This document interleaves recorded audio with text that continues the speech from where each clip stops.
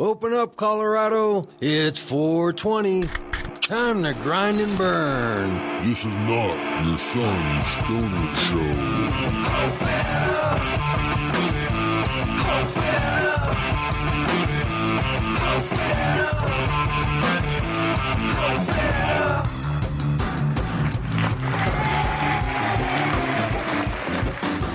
Welcome to the Cannabis Community Project with Brainstorm, a weekly web-based radio show podcast from the KGSS Geek Street Society radio studios deep in Aurora, Colorado.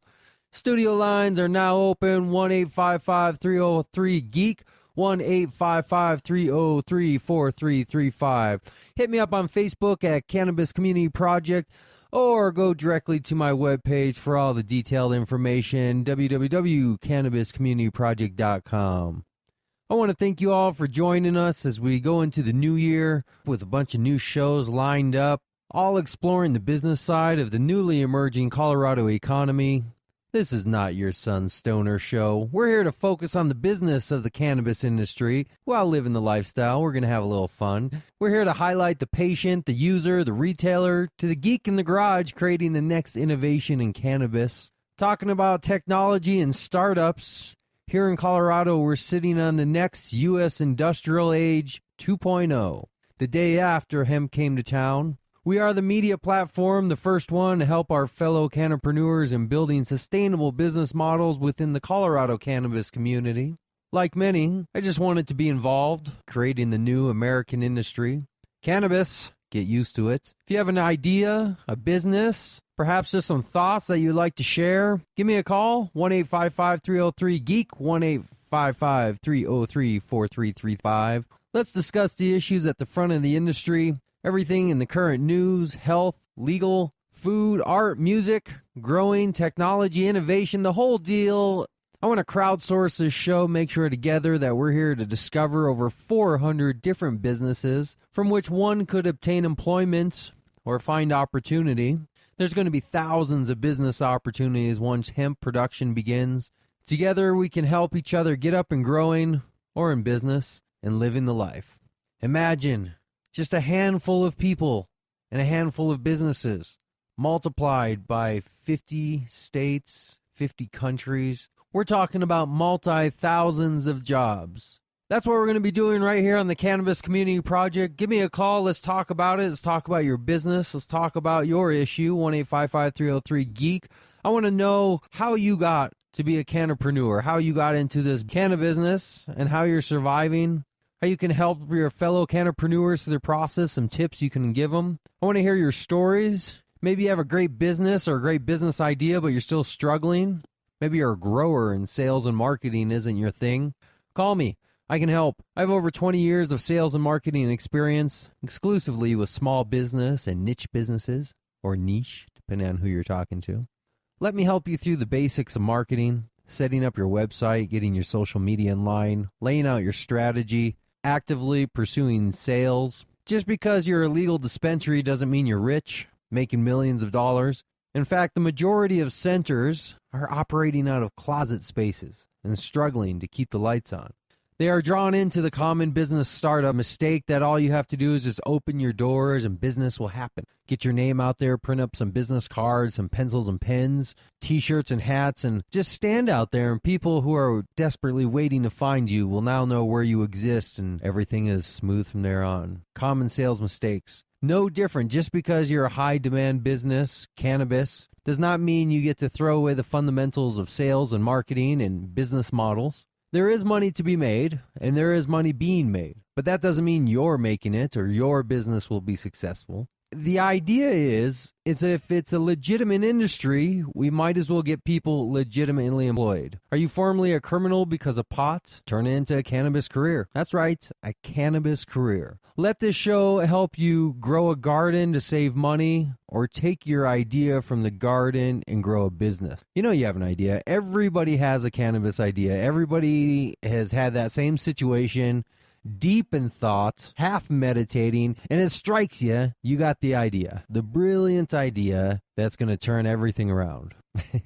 This is one industry, the wild frontier, the open west, Colorado, the new emerging economy where new entrepreneurs can come and stake their claim and literally start from scratch with nothing and create something. This is new money in the economy. Economies that we used to live on, many generations. The U.S. economy is connected by many generations of failing economies, failing industries, farmers, manufacturers. Cannabis is actually one of those businesses that can bring back agribusiness. Cannabis can bring back farming with a new edge, farming 2.0, the U.S. economy, agribusiness, updated for technology. The technology of saving water, of saving land, producing higher, healthier yield in plants, and all the derivatives, the thousands of jobs and products and services that can come from cannabis. We have to start thinking different.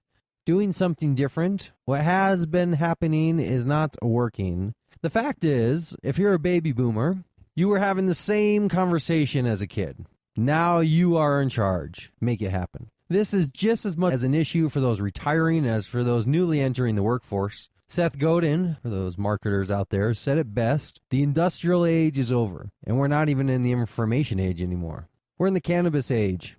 Bring back agribusiness and innovation to the American economy. Bring back farming and manufacturing in a 2.0 internet-connected world that is based on a currency right here in Colorado. Cannabis is our currency. Cannabis is our commodity. And it's time to get involved and show the world how to shift that money from jails and courts and all the negative drains on society and shift that over to shops and farms and fabrication, all taxed and positively industrialized. Join me. My name is Brainstorm, and I'm a cannapreneur building a show for and like-minded people just like you. Well, there you go. That was the call to action that they say you should always have in your tribe as a leader, something that unites people and brings them together to a common cause. So I guess if you don't relate to that, then this probably isn't the right show for you. You remember last week we had Luke Chandler on from Reason to Rebel, talked about his touring and about the song that we were so graciously donated, the intro song to our show, Open Up. Well, Luke also, as an activist, had a lot to say about cannabis. A quick minute on what he said last week. What is your connection to cannabis? What kind of statement do you want to make? But what I think, honestly, is that cannabis really has a lot to do with personal freedom, and in terms of the ability of a person to medicate themselves in a way that they find fit for their body, and to not be told that they can't do that by politicians, lawmakers. It's about freedom. It's about you having a choice to do what you want with your body, and nobody should be able to tell you one way or the other. And it's only a matter of time before everywhere it's going to be legal, as it should be. Absolutely. The idea of complete freedom to do what you want to do in that regard without hurting anybody it's a wonderful thing, and I think people are going to flock to the state of Colorado for that reason. ReasonsRebel.com. Appreciate it, man. It's always a pleasure.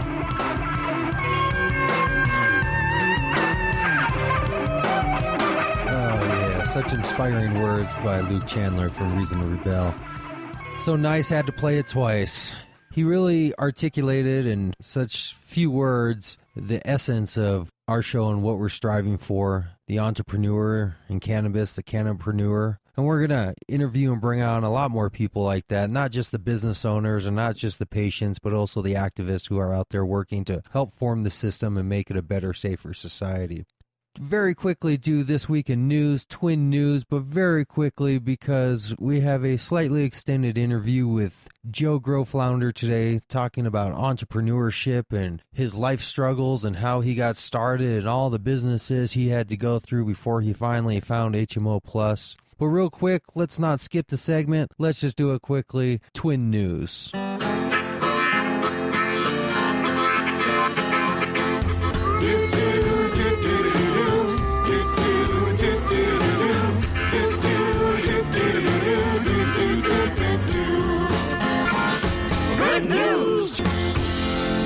Unless you've been living under a rock, Colorado has legalized marijuana January 1st, 2014. 21 and older can legally walk into a shop and buy marijuana for recreational purposes.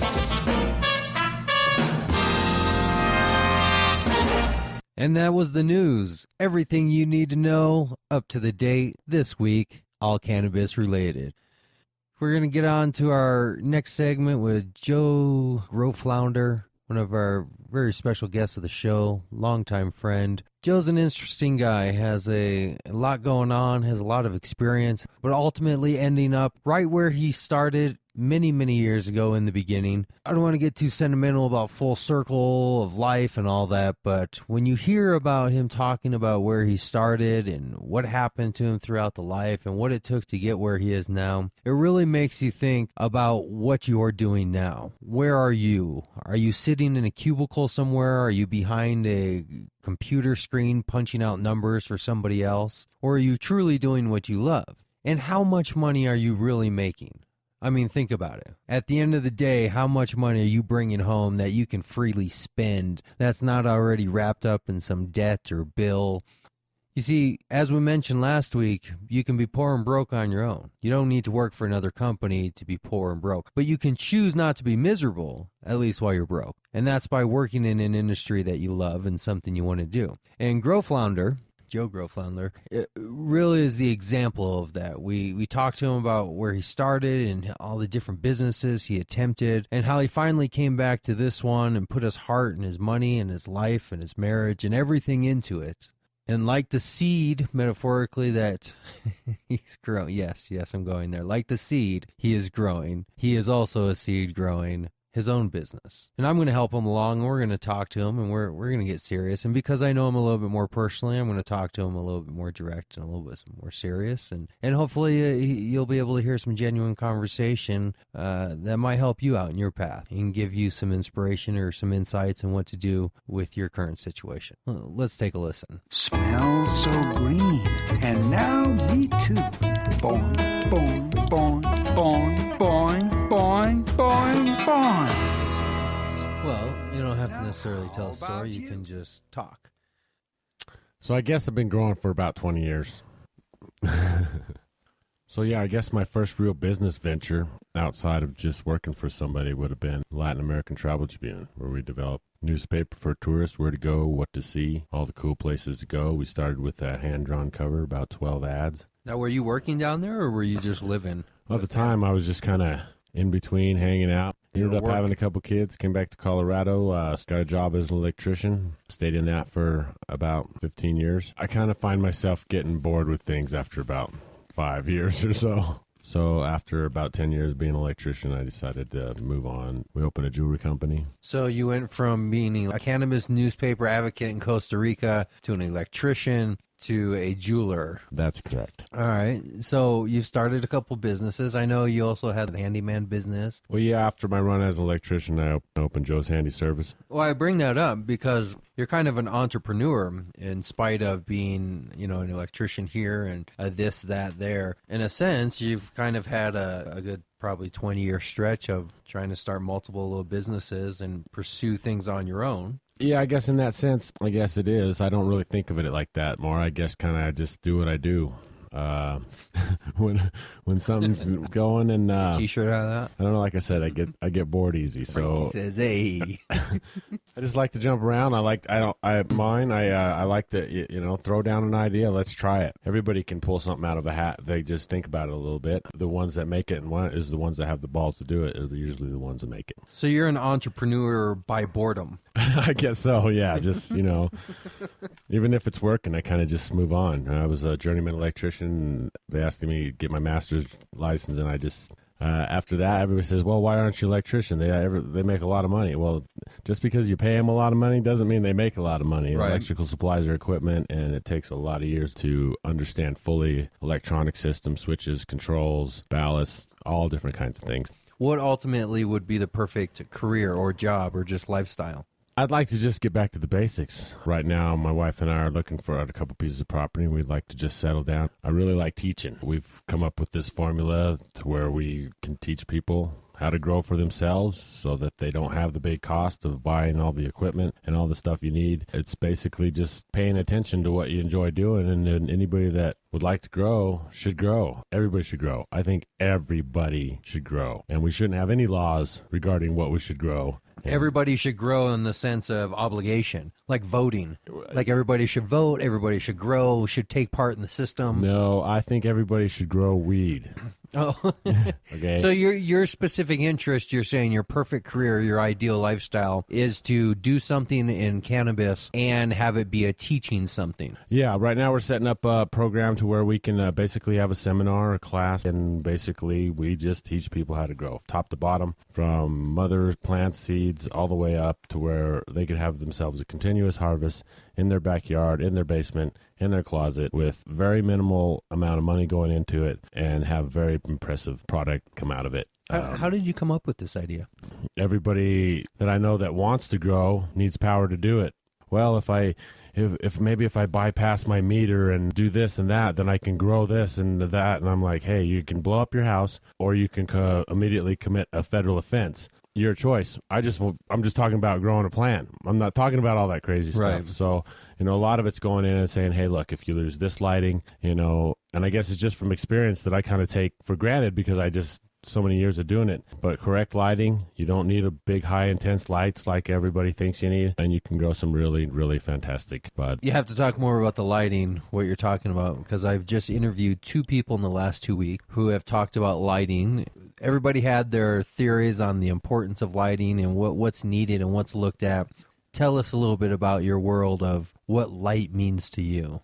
In my experience, it's not the luminas or the par. It's all of it together. So you could have a small light in a perfect climate and get better performance and better buds than you could with a high-end light in an improper location, whether it's too hot, too cold, change in climate, change in temperature, and all these little minute things that people don't think about that really affect it. So I guess it's not just lighting, but if you just put a real hot light in there and you got your 1,000-watt HPSs up there and they're just burning away, it brings up so many different issues that it's a vicious circle to try to repair. What do you use? What lights do you have at home?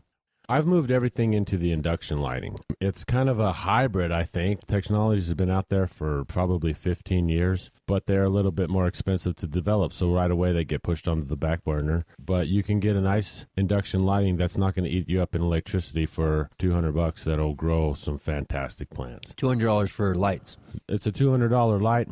But the difference is it's in a full spectrum. You get everybody that has a MS light and a HSP or HPS light. Most growers use a MS light and a HPS light for the different cycles. I found manufacturers just being in the industry that'll sell you a full spectrum light if you simply ask for a full spectrum light. I believe that the full spectrum is a little bit more like the sun. The sun shines down, giving all the spectrum, the blues, the reds, all the colors to your plants and everything on Earth. Each plant, each different thing uses part of the spectrum the way it absorbs it into them. And plants, never been a plant scientist, but the plants seem to do better outside than inside, no matter what kind of light you have. If you give them a full spectrum light, I think they're happier. Cool. And that's it. That's it. That's all you got to say about lights. Well, it's the other lights, anything with the high pressure sodium, they're expensive because you have to cool the facility. There's a fluctuation in temperature all the time. It takes heavy cooling equipment. What kind of growing do you work with? Like just small stuff, big grows? Well, I'm not interested in providing a lot of little plants for everybody. I usually just grow my own prescribed amount. The seminars are to teach everybody how to do it, and then I also have a service where we've actually turned it into a tech service to where we offer tech support, installation. So you'll go out and help people set up stuff? Yeah, pretty much. Set it all up for you. Is this it? Do you think you found your dream job, your dream career? I'm having a lot of fun with it, really. I don't dread the phone calls. As an electrician, people would call and it's another customer. I really enjoy working with the people. People want to have this. When they do electrical work, people have to have it. Your lights are off, so you need to have your electrical fixed. Nobody likes to pay for that. I found in this business that people are dying to pay for it. They want to jump in and say, hey, that's cool. That's $3,000 for the whole setup. Bam, here you go. What do you need? Let's get her done. And I've never really found anything else that other people get as excited to actually spend their money on. Maybe, man caves, TV setups, jacuzzis. There's probably a handful of items that people get excited about. What really excites me is to see the new diversity of all the people that you would never expect It's your brother, your aunt, your uncle, your buddy lives out on the ranch himself. It's just everybody is starting to see what it really does. And I'm a firm believer that God put cannabis on the earth for one purpose, and it wasn't to make laws and put people in jail over. And if we would just simply investigate and take a scientific look at what we can produce with the cannabis plant, if we would look at it like we look at that, and we know what everything is made out of, what everything can be made out of, and we take the ore out of the ground and the iron and we make steel and we make buildings and we make industry and we make cars and we make tires out of, and it's just crazy. But we can't make medicine out of a plant. It's crazy. I've seen before my own eyes. It's helped me gratefully. All right. Well, why don't we leave the ranting and long speeches to me? All right. Yeah. Okay. Yeah. Let's just do that. No, just kidding. It's something I believe in. I've always believed in it. So it's interesting because I'm actually, with this podcast now, just thinking the same thing for myself. Like, have I really found something that I can get up in the morning about and look forward to? Stay up late and get up early and still look forward to with the same enthusiasm of any other career or job that one would be enthused to go to, whether you're an accountant or a painter, whatever it is you do. If you're an electrician and that's what you get off on, getting up in the morning and going and turning people's power on, by all means. Right. Go at it. I've worked probably 50 some different little jobs, whether they've been one-day jobs to week to months to a year long over my 35 years of life, and very few of them have I woken up in the morning with a smile running to work, right, or been overly enthused about how much money I was making. This podcast isn't making any money, and it doesn't matter. But there's another stream of revenue that can come through, whether it's selling a T-shirt or having another business you sell.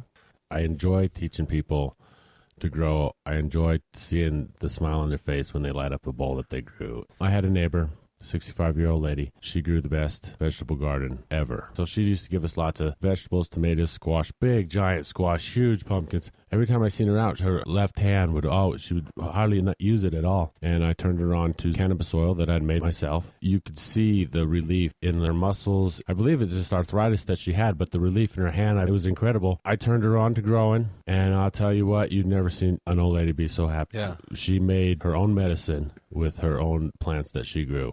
Well, I had my mom actually ask me if I could get her, I'm not sure if it was seeds or clones or something to grow, where she could potentially grow her own, like on the window ledge of the kitchen or something, for a friend, quote unquote, a friend who was in pain. Sure. And she was wondering if she could just grow some plants and then cook it in some brownies, and voila. The concept is there, but that's not exactly how you do it. You don't want to just grow windowsill plants, because when you're looking at medical grade, it's very important that the quality is top notch. It would be equivalent to, alcohol. It's not just about potency, it's about quality and all around cleanliness and everything of what you're growing for medical patients. Right. And you don't want to then make a bunch of edibles, whether it's oil or anything else, throw it in your stomach, because that's going to give you a completely different reaction than smoking it. And a lot of people are against smoking because it has a stigma with it, but it's actually probably better for a first timer or somebody else to get that initial head high rather than sticking something in their body that they can't shake. Well, the body knows what to do with the types of cannabis that you use. It's already in the body. Right. Well, see, if you use cannabis, break down it in the oil and use oil for, say, most of the cannabis cooking that we do in our home use is from the oil that we mix. It's as simple as mixing up some oil in a low temperature cooker with your choice of quantity of cannabis. The more you use, the stronger it is. The less you use, the weaker it is. And then you just mix that appropriate amount of cooking oil into your brownie mix. Most brownie mix calls for a half cup to 1 cup of oil, whether it be vegetable oil or olive oil, breaks down trichomes. I've watched it under the microscope. As soon as you squirt a drop of oil onto the trichomes in the microscope, they melt. Where do you have a microscope? Well, And where are you under a mic? I want to see you in the lab coat under a microscope taking notes. No, it's not quite a lab coat, but you're welcome to come by anytime. What's your methodology? I kind of have a little lab going in my house. I have my flowering room, and then I have my mother/veg room. It's kind of starting to look like a kind of a science lab there. I do have a couple microscopes. They're not super powerful, but they are times 100. So you have two rooms that you grow in? Yeah. And why do you have two rooms? Why don't you just grow everything in one room? Well, I have one room that's set up on the 12 and 12 flower cycle, and one room that's set up on the 12 hours and 12 hours, meaning the lights 12 hours on, lights off? Right. The 12 and 12 light cycle and the 18 and 6 light cycle are the triggers that make the cannabis flower. You can grow a cannabis plant in 18 hours of light forever, and it'll just grow and grow and grow and grow, and it will never bud, and it'll just get tall and tall and big and big. It'll become a Christmas tree, basically. You can make a Christmas tree out of it, and it'll never flower until the light cycle changes.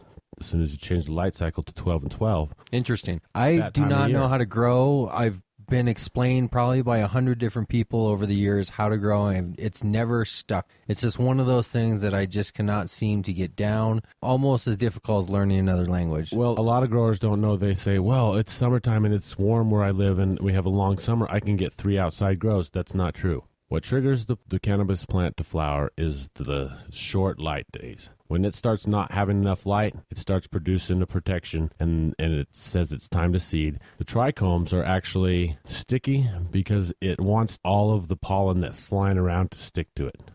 See, I don't know enough about growing to even know if you're telling me anything that's on. You could be like the interpreter for the president that was doing all the crazy signs. That's what you could be telling me right now about growing, and I would have no idea how to filter that out. And this is exactly why I started to put a class together, because I go to my friends' houses and I start telling them all this stuff, and they're like, well, what? Dude, oh, man, so... It's hard to just kind of jump in the middle like we have and just tell you how to grow. We could literally do a whole class and teach you. It takes about, for me to tell you how to grow and to show you how to grow, takes about 4 hours. So in 4 hours, I can learn how to grow, go home with my little grow kit and start growing? Exactly. I literally take a mother plant is a plant that is in the vegetative state that has never been turned into the flowering state. There's 2 stages to growing medical marijuana, or any marijuana.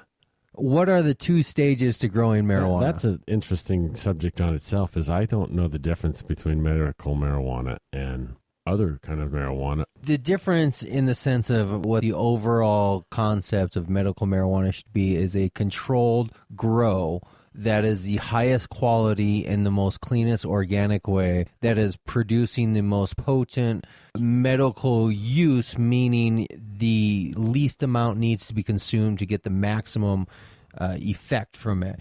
So medical marijuana is produced by top growers in the sense that it could pass, the challenge of experts that say this is the primo, the top of the top. So if you're just growing off the street and you got some backyard the only people that want to buy up real big bulk amounts other than police are going to be dispensaries, but dispensaries aren't going to want to buy from some stranger because they have to control their grow because it's medical grade. So they have to show their patients and the state that what they're growing is top of the line. So that percentage that they're buying from other people, they need to buy from other people who they know are credited growers, because they're required to grow 70% on premise. Now the recreational thing, well, that just falls back down onto what I said: a clean facility. The most important thing you want is not to have bacteria, not to have maybe not bacteria is not the word. The little bugs in your plants. Yeah, not to have anything on your plants. You just want them to grow in a happy, perfect environment. So air filtration is very important. I preach 4 things: air filtration, light, don't give them so much water, and I can't remember the other one. Oh, you just pulled a Rick Perry. You just pulled a Perry. I got 4 things and you named off 3. Oh, you're out of here. You're done. Your whole business is through. Maybe it was just 3 things. Well, that's just it. There's not even 4 things to growing weed. That's it. I mean, you got to have a clean facility. You got to have airflow, light, and that was it. That was 4. What did I not say 4? Maybe we just counted wrong. Name them off again. What are they? Okay, you got to have airflow. Okay, nice, clean, sweet airflow. You got to have light. Not an overpowering crazy light, just something comfortable and steady. And then you gotta have your water. That's two. But everything that they intake is from your water. So you got to make sure your water's clean. You got to make sure the balance and pH is right. Tap water will kill your plants. You don't want to use tap water. Tap water has so much microorganism killing products put into it so that it doesn't harm us, that it just eats up every microorganism in your plant bed. So you're saying tap water is actually too sterile, too clean. It doesn't have enough natural minerals and substances floating around in it, little bugs and critters. The material, that chlorine and the cleaning solutions that they put in the tap water to make it all right for us, plants don't like that. It takes all organisms out of it, and you're putting just wet stuff on there. There is nothing in there. That's true. Plants only take intake in a certain pH balance. If your pH isn't right, your plants won't intake the microorganisms that are in the dirt. So you use bottled water. What are you saying? What's the final point that we're supposed to take away here? Okay, well, there's kind of a turmoil. A lot of people use reverse osmosis water. I believe that reverse osmosis water, which is a technique of cleaning the water through a really fine bladder that takes everything out of it, is too much. You take everything out of it. Then you have to add everything back in, and then your plants are only getting what you add. So unless you add in an exact recipe of all 17 elements needed for a marijuana plant to survive, you're not going to get a well-balanced, perfect plant. Plants are not made to grow like that. They're just made to grow out of the dirt. God wasn't using hydroponics when he put them here. And you can't beat the sun as far as energy source. Right. Well, 80% nutrients comes from the sun. That's why I go with induction lighting. It's really cool stuff. It's like a fluorescent So hybrid because the mixed sun's with not putting out, you go with the induction bulbs. Okay, that doesn't sound right.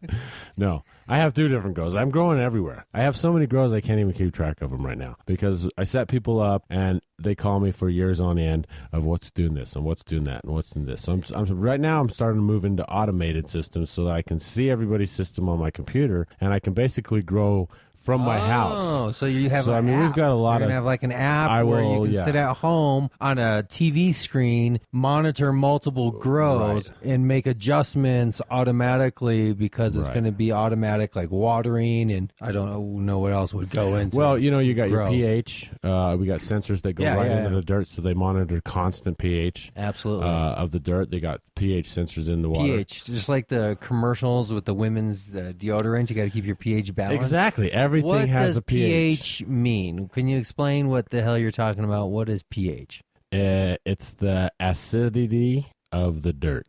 Of the dirt or the water? Everything. Okay. Of whatever you're putting into the plant. Your water, you don't want a real high pH because it'll change your dirt. You want to always have your dirt right at about the same pH. So too much acid will kill. Too much acid or not enough acid will not allow your plants to function properly. It's like having a car and putting like gas with water in it. You're going to get sputters and chokes, and your plant's going to do that. As the water sucks up out there and all of a sudden it sucks up bad water, it's going to go and it's going to have a branch that falls over. So in the sense that both gas and water are 2 liquids, only one of those liquids actually carries the nutrition to power and energize. In my class, I go through all the nutrient charts. We actually have a chart that shows high levels of pH and low levels of pH. It's real simple. Plants don't take in the nutrients they need if the pH is too high or too low. Like people, we need to be in balance. Right. All right, that's and good. It's a real simple. It's a real simple chart that you can look at and see right between 6 and 7 is a decent place to stay with your pH. All right. It's a really cool chart, and if you go to my website, you can check out the chart. All right. Give out your website. What's your website? All right, it's HMO plus with 2 S's.com.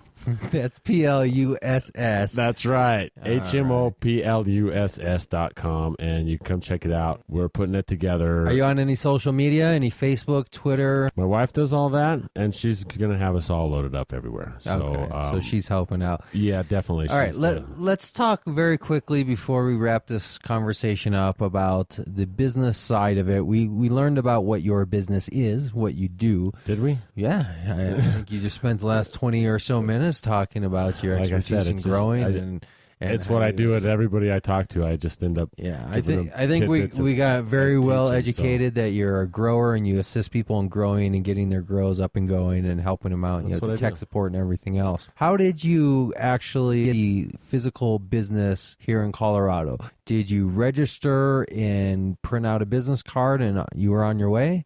Well, there's a lot of things a lot of different businesses that are happening right now in the cannabis industry. And I decided that, I really wasn't into selling weed. Never been into that. I got a lot of friends and we hang out a lot, but I've never been really into having to deal with all that. Never been in the cannabis industry more than myself. But now that I've kind of just been drug into it by... Was that a pun? Drugged into it? Well, not really, but okay. Continue then. It's just it was people asking me how come it was like this? Why do we need for this? What are these that got me here? I just answered all the questions, I guess. Yeah. So like many people, you kind of fell into it. I talk about this a lot to people about entrepreneurism. A lot of people, like myself, are not entrepreneurs by choice. We're kind of entrepreneurs by circumstance, by life, being unemployable, working in industries that don't have a lot of work available. And like myself, I had to find my own path to finding different jobs and businesses because corporate America wasn't accepting me. Sure. So I didn't become an entrepreneur with the spirit of coming out of high school to start my own gig. I actually wanted to work for corporations. Sure. But they didn't want me. Right. So what else was I going to do? I had to go out and start my own, and I found it easiest through the path of marketing and sales to branch off and find my own. Where did you take your path? Because it sounds like you might also be a accidental entrepreneur, maybe one not by choice but by circumstance. Well, a lot of it took 11 years to be an electrician. It's a lot of work. There's a lot of training involved, a lot of hard days, a lot of digging ditches. It's like a good Bruce Springsteen song or John Mellencamp song. And it's hard. Every day at 7 o'clock in the morning, you're expected, somebody else expects you there, and you got to do it. You can't take a break. You got to jam all day. And it's a tough life. I decided after about the third year that that's not what I wanted to do. It only took me, another 7 or 8 to figure out how not to do that. And, it was basically by working harder. Because then I opened my own company, Joe's Handy Services, just did the same thing, but under my own set of rules.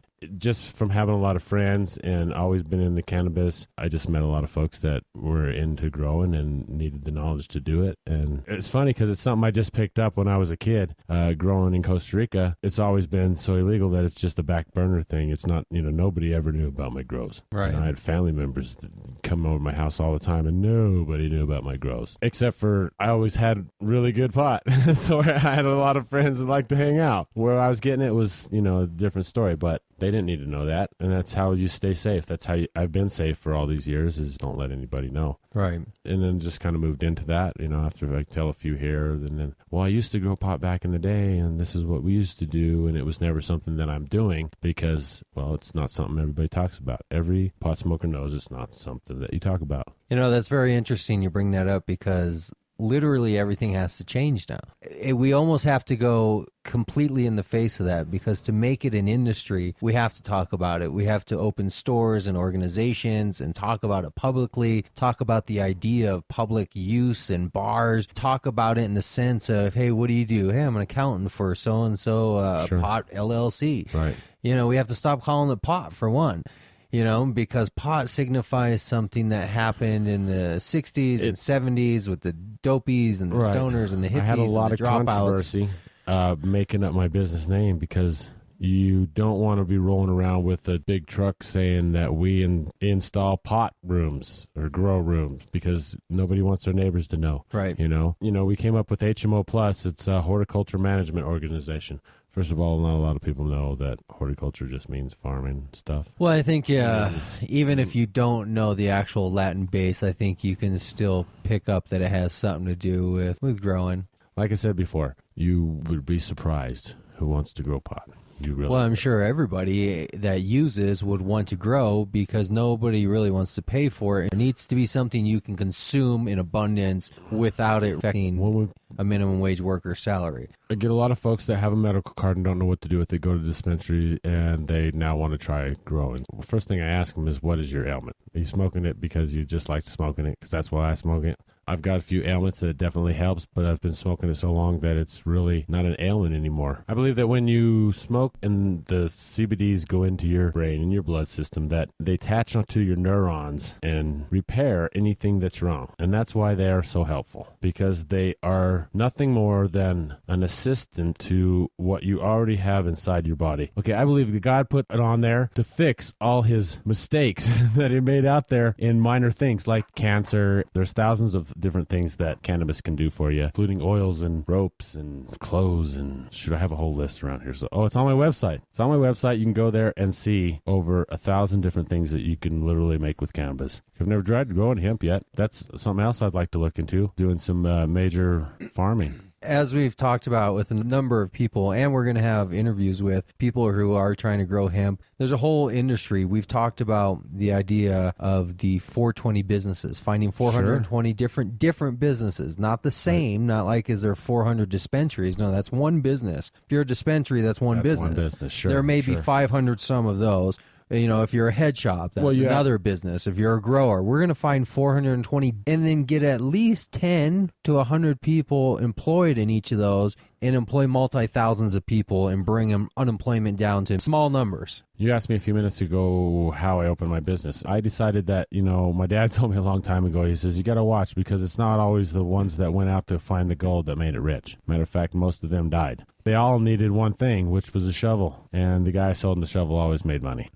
I got a family to support, but I will definitely show somebody how to grow cannabis if they would like me to, and I would definitely believe in everything that I preach. That's very good. The shovel maker and seller is the equivalent to the banker. Where do you take the gold once you get it? Where do you spend the money? Anybody that's on the receiving end of the money is in a better business than the individual actually looking for the gem, right? Because looking for the gem requires all the investment up front, all the risk, the potential of payoff, but more than likely you're going to die out in the mountains somewhere cold and shivering with a piece of a gold nugget between your fingers. Here's something funny. Here in Colorado, they recently legalized for recreational use the marijuana.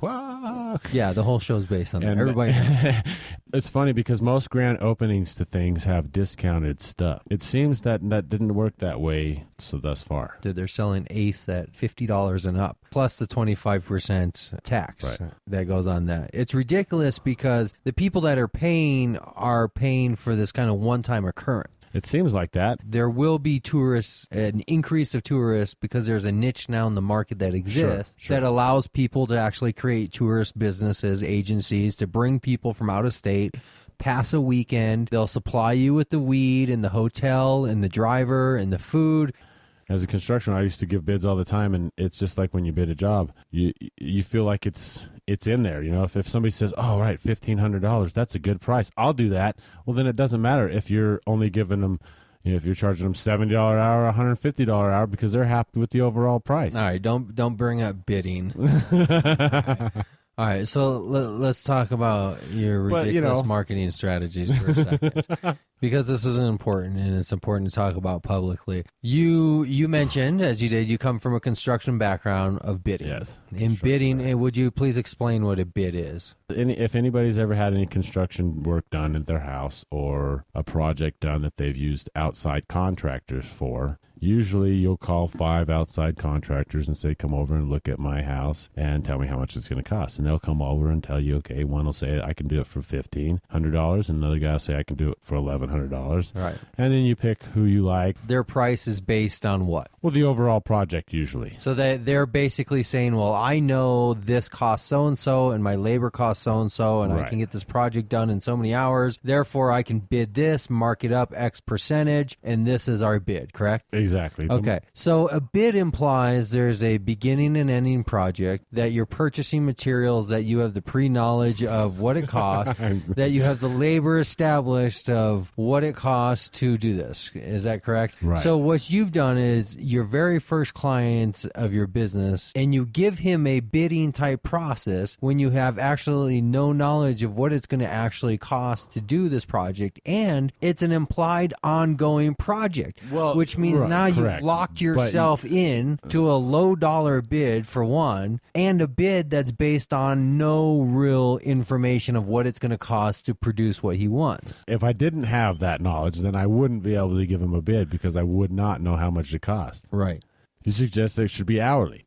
Well, I said bid him not based on a final price, but bid him on a beginning of what it's going to take to maintain. Why In are other we talking words, about this right now? well, because it's a business show, and it's a show that's supposed to help people Okay. understand how to grow their businesses. I would So- not suggest people that do not have experience in the installation of equipment and management of projects to give a bid. Right. It was suggested that because it's a business where you're basically a maintenance person, you should bid him that I am projecting this many hours per month to maintain what you are looking for. Here is my price per hour, and then everything will be plus cost of materials. So in a sense, now you're dividing the two elements. You're dividing the actual cost, which you have no idea what it's going to cost. It could cost $1,000, $10,000, or $100,000 to actually produce what this client is looking for based on what you told me, a big grow operation. And you are dividing the hours you put into it, saying this is how many hours I'm projecting. However, after a month or two of working those hours, you can provably show the client, based on the hours I'm working, this is what I'm able to produce. If we increase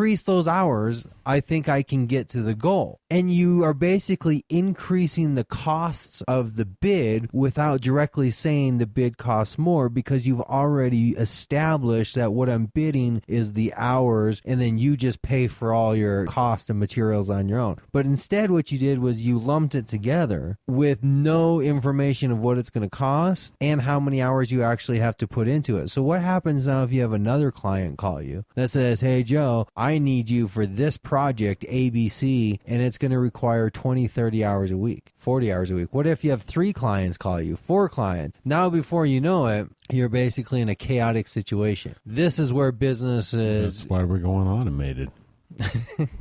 That doesn't even make any sense, going automated. Yeah, it does. Automated. That's like in I movies can when just they sit say in my van, like outside their house in a black van, No. and just look at their grow and be like, yeah, it's all right. Going automated sounds like in movies when they say that we're going online at midnight.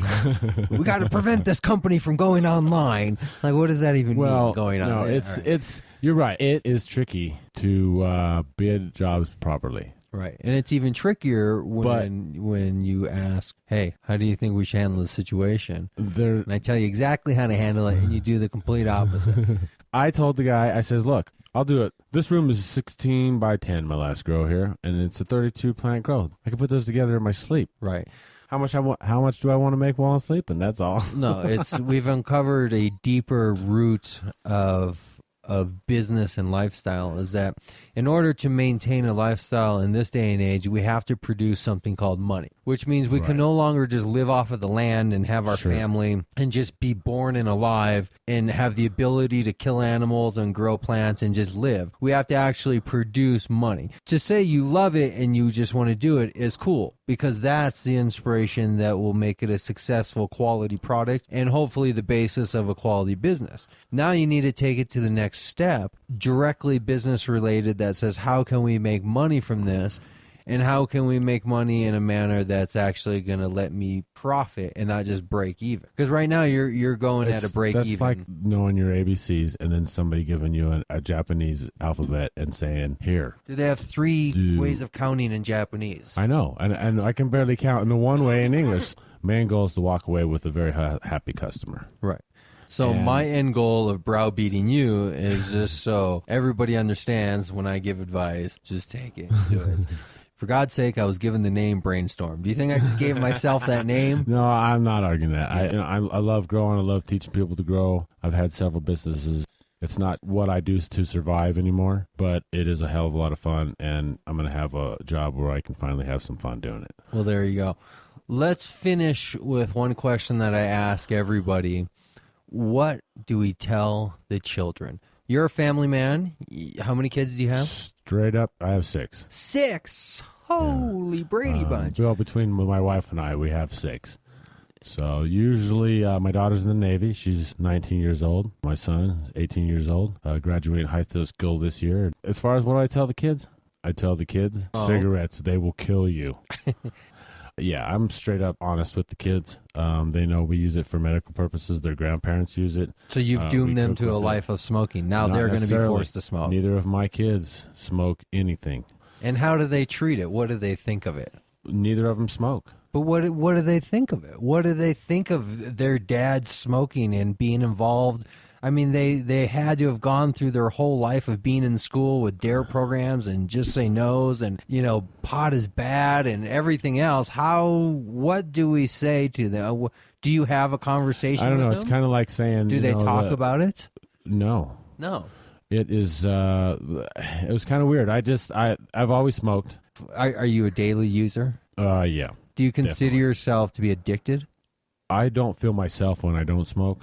I don't feel any euphoric high off of... I mean, I can smoke and smoke and smoke and smoke, and I don't get that euphoric high. I smoke some really good bud from a lot of different folks, many growers, dispensaries, and I don't get that euphoric high because I believe the You're talking euphoric... about the real heady the psychedelic, high, the way they active. look like on the 70s show when all the lights come on and all everything. Yeah, it's not... I don't So see that. do you The smoke 70s show always looks like the 70s show without all the lights. And you smoke sativas primarily. I try to stay to the sativas because I'm an all day smoker, so I don't like to feel any more tired at the end of the day than I do at the So beginning. I guess we should point out, for just work. for those who don't know, the whole sativa indica. I know everybody knows and blah blah blah, but it's interesting because usually you would smoke a sativa to get the heady high, the THC psychoactive effect.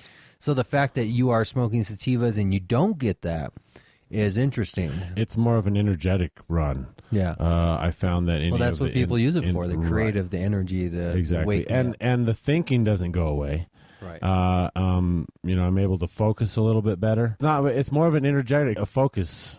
It's like a focus session every time I smoke a joint. And people with ADD says it works wonders. It does, and that's what I've been diagnosed with. You know, I the was whole 8, so father's your dad's pot that he was smoking is literally his pot. It doesn't exist anymore. It's not your pot because our pot, the medical stuff that we've been consuming the last few years that's out flooding the market, this high grade stuff that's clean, is giving this reaction to most people. It's not the couch lock, sit on the couch, eat Doritos, Right. eat your Cheetos and goldfish. It's giving people euphoric highs and energy and creative inspirations. I actually just spoke with a young kid who did a TED Talks here. You know what TED is? TED Talks? Mm-hmm. Here in Denver. Genius kid, inventing stuff and robotics, blah, blah, blah.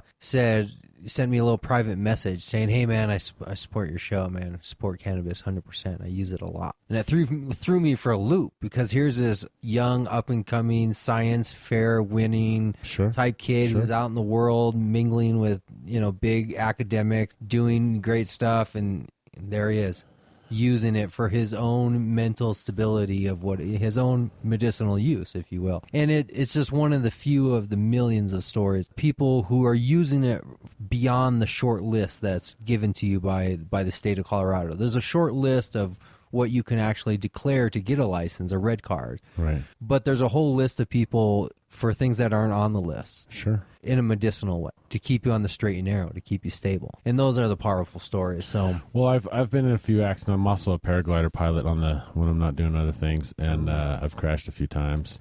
Lived through some pretty crazy surgeries and busted up legs and stuff like that. I believe that I don't think it should be regulated at all. you think it should just be open like flour? It should be open like flour. We should market Anybody who can grow it and grind it and produce it, make whatever you want with it, just right. Anybody. The educated ones Open that commodity. are going to have right. I mean, you teach them to grow. Give me a call, and I'll come teach you to grow it. All right, so where can people find you? What's your contact information if they want to contact you for the seminars, growing help, tech support? Where can they find Well, you? if you want to sign up today and catch the next seminar, you can go to hmoplus.com. That's hmoplus.com. That'll link you right to our seminar site, which is learntogrow.co. LearnToGrow.co or HMOPlusPluss.com. Any phone number you want to give out? Facebook page? Anything else of where they can hit you? If you go to our website, we'll definitely have the information on there where you can sign up. There's a lot of good information already on there, but you can sign up for tech support if you have your own grow and you just want to talk about it or shoot us some pictures and stuff like that, and we'll just walk you through it.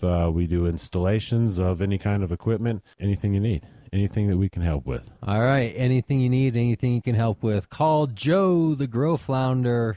All right, man. Thanks a lot. That's it. Thanks for having me, man. We're all And done. come back sometime and anytime you want, we'll hang out and whatever.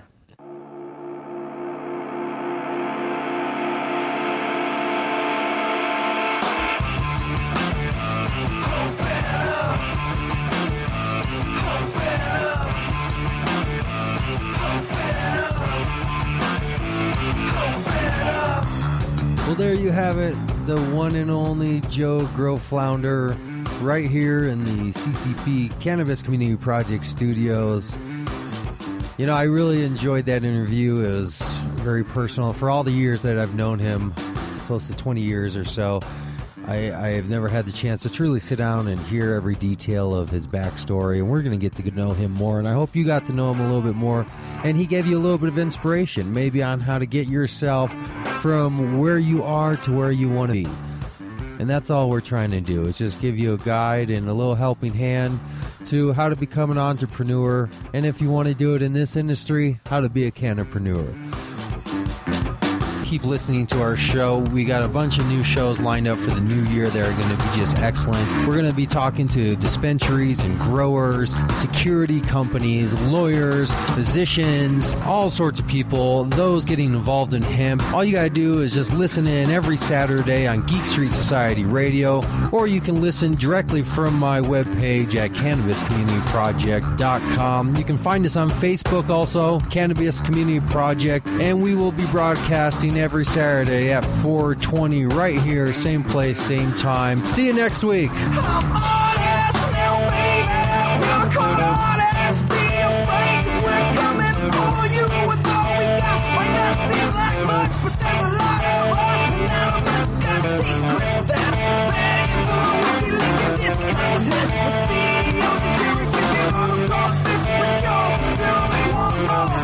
be surprised when there's a knock on your door.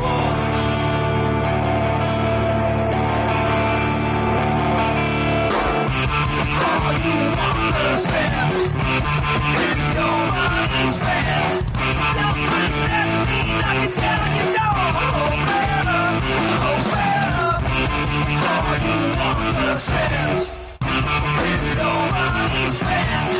Tell friends that's me knocking down your door. Open up, open up.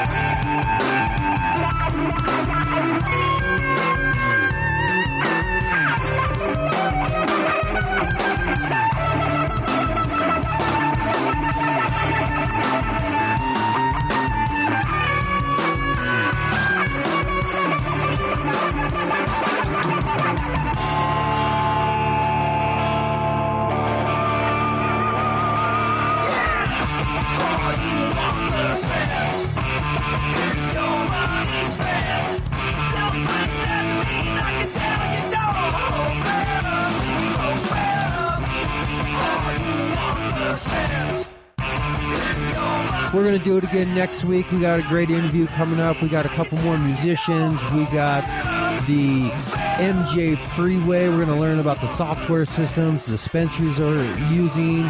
We got Christy Wheeler coming up in a couple weeks. We're going to learn about displaced families and patients coming in from out of state. Oh, we got so much going on. I don't even know where to start. Just come back next week, same time come back next week, same place, same time. We'll see you later.